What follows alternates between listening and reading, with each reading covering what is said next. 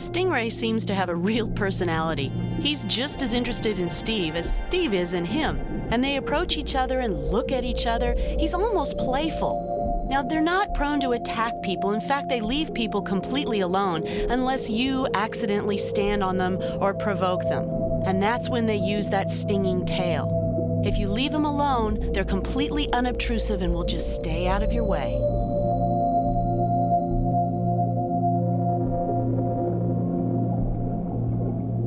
Here's where the ray family gets a little confusing.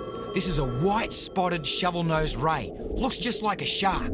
They have the ray's habits of sitting in the sand, balanced on their pectoral fins. But you can see it swims just like a shark.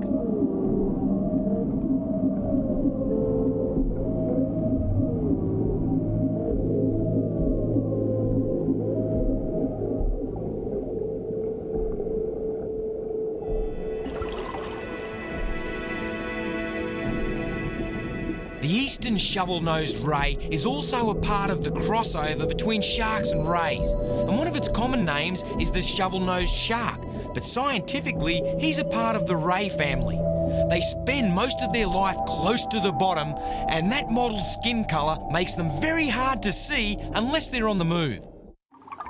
The grey nurse shark looks like everyone's worst nightmare about sharks.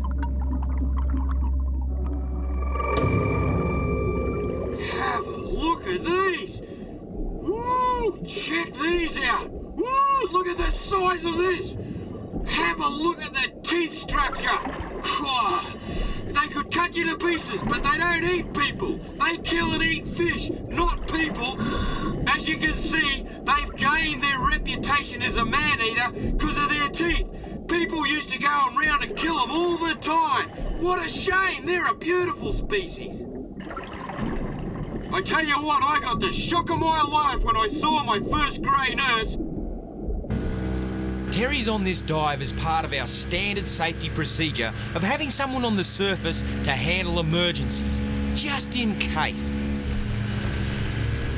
And Suey's there too, mainly as company for Terry while we're down below swimming with the sharks. My job right off the bat is to make sure that these guys get down safely. When they're at the surface until they get down to a certain depth, they're going to be floating at the top kind of looking like bait. Now the sharks are going to be underneath them. There's probably, oh gosh, could be 10 or 20 sharks under there. And the thing is, if they spend too much time at the surface, they're more likely to take a hit. So I got to hang real close in case they get in trouble. If they pop up or signal for help, I got to get right to them. So I'm going to hold a little closer than I'd like to this rock until I'm sure that they're down safely. It was one of those dives where the water looked great at the surface, but as soon as we got down, it was seriously murky. We could only see a few feet in front of us, and before I knew it, we were there. Look at the size of that shark.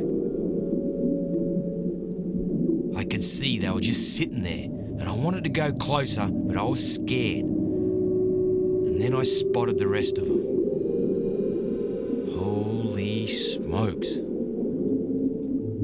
We were totally surrounded. There was at least 20 sharks, and who knows how many more were looming in the murk. I had no idea of knowing what species they were, and my heart was in my throat.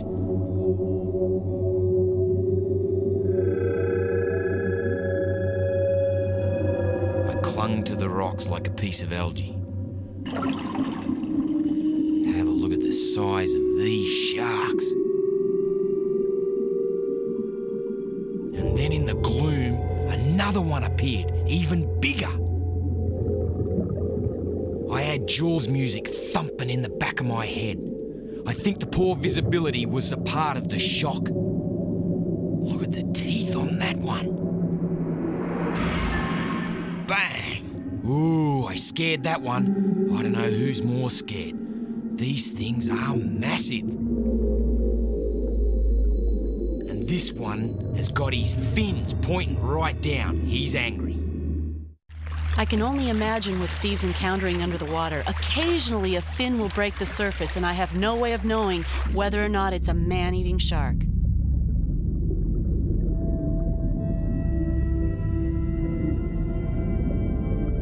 Ironically enough, these giant sharks are grey nurse, a beautiful species, strictly fish eaters, and I'm in no danger at all. But the murky water makes them very difficult to identify. There was a couple of other sharks swimming around out wide, and I couldn't tell what they were.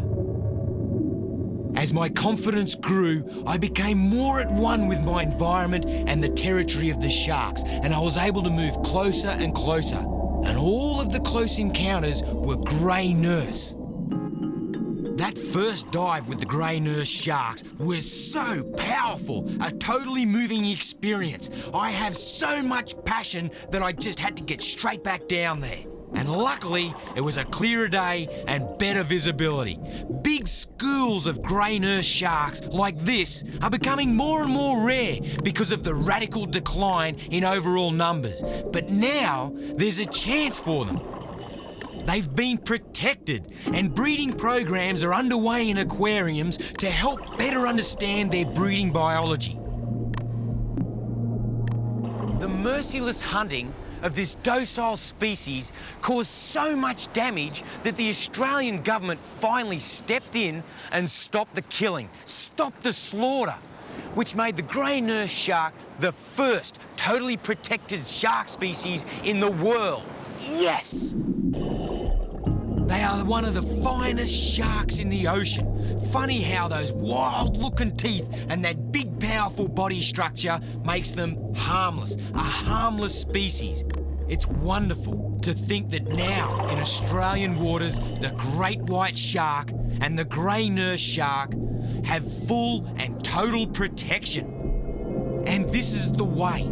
If we're ever going to conserve our oceans, we need to look after the top predator, the sharks, the apex predator, the number one in the ecosystem. It's going to be a long time before their numbers recover. Grey nurse are very unusual among sharks in that they only bear 2 pups at a time. It's nature's way of making sure there will never be an overpopulation of nurse sharks. Until man came along, they were too big to have many serious predators, and they only needed a small number of births to keep the population up there. Now, of course, they're being exploited. Their fins are being cut off, and they're being damaged in horrific ways. And we must now look after this top predator.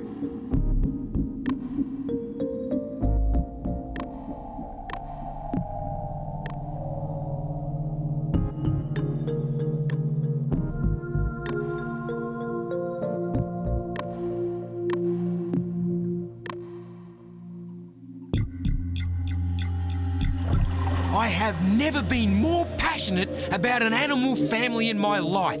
I live for sharks. They are the creatures we need to conserve. Beautiful animals, very powerful, slightly misunderstood. The grey nurse shark rules its domain.